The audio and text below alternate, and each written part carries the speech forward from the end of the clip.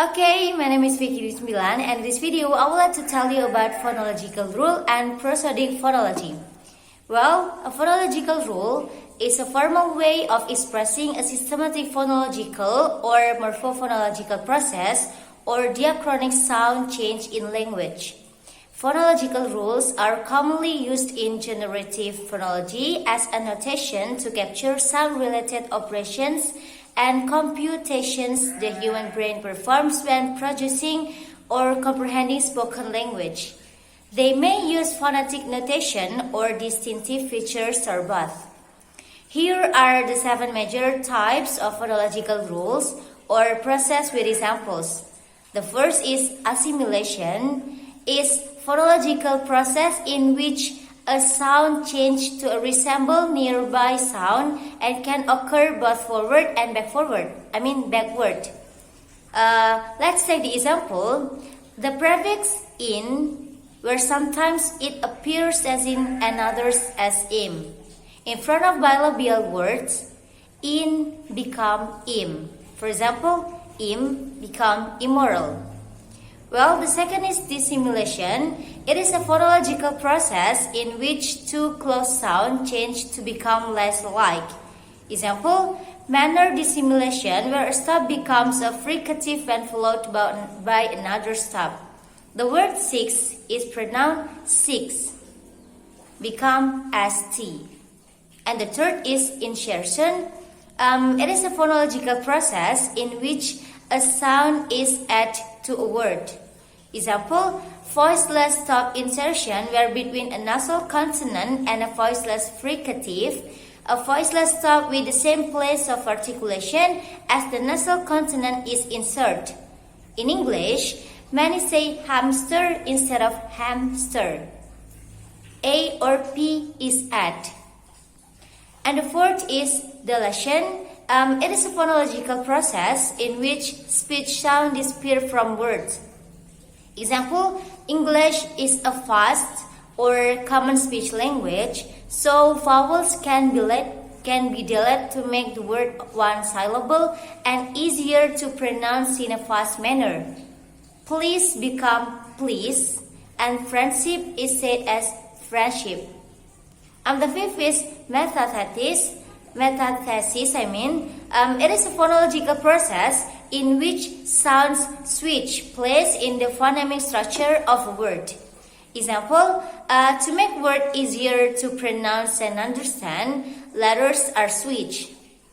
Two historical examples include Old English, breed and ask. Becoming modern English, bird and ask. And the sixth is strengthening or fortification. It is a phonological process in which a sound is made stronger. So the example is aspiration is where voiceless stops become aspirated when they occur at the beginning of a stressed syllable. Top is said with sh. And the seventh is weakening, or lenition. It is a phonological process in which the sounds become weaker. The example, the definition of flapping is before a stressed vowel and before unstressed vowel, where the sound is pronounced with articulation resembling a flap. The word kitty is an example where the alveolar stop is realized as or are. Well, now is about prosodic phonology. It is a theory of the way in which the flow of speech is organized into a finite set of phonological units. However, it is also a theory of interactions between phonology and the components of the grammar. For example, even in the absence of phonological rules, the prosodic units of grammar are relevant at the first level of speech. Level of speech processing and the disambiguation of ambiguous sentence. Why? Because prosodic phonology are features that appears when we put sounds together in connected speech. It is as important to teach learners prosodic features as successful communication depends as much on intonation, stress, and rhythm as on the correct pronunciation of sound. It also consists of distinctive variations as follows. The first is intonation. In prosodic phonology, the form of English intonation is often said to be based on three aspects: the definition of speech into units, the highlighting of particular words and syllables, and the choice of pitch movement. The second is stress. Stress syllables are made prominent by several variables, by themselves or in combination. Stress is typically associated when the following: pitch prominence, increased length or duration, increased loudness or dynamics, difference in timbre, and so on. And the next is tempo. Prosody is also important in signaling emotion and attitudes.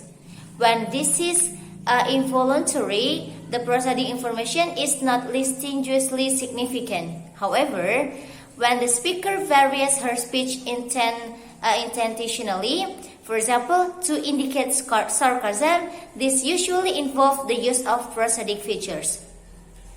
Well, for the next is rhythm. Although rhythm is not a prosodic variable in the way that pitch or loudness are, it is usual to treat a language characteristic rhythm as a part of its prosodic phonology. And the next is pause.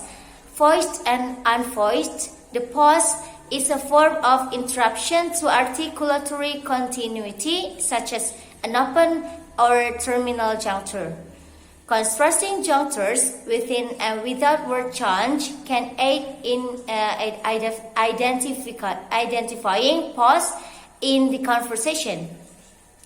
And the next is chunking. Pausing or it contributes to the perception of word groups or chunk. Chunking prosody is present on any complete utterance and may correspond to a synthetic category, but not necessarily. And the study of prosodic phonology, it is usually distinguishing between auditory measures and acoustic measures. Auditory and acoustic measures of prosody don't correspond in a linear way. Most studies of prosody have been based on auditory analysis using auditory scales. There is no agreed number of prosodic variables. In auditory terms, the major variables are the pitch of the voice, length of the sound, loudness and prominence, timbre or voice quality. In acoustic terms, the correspondent reasonably close to fundamental frequency, duration, intensity, or sound pressure level, and spectral characteristic. Different combinations of these variables are exploited in the linguistic function of intonation and stress, as well as other prosodic features such as rhythm and tempo. Additional prosodic variables have been studied, including voice quality and pausing.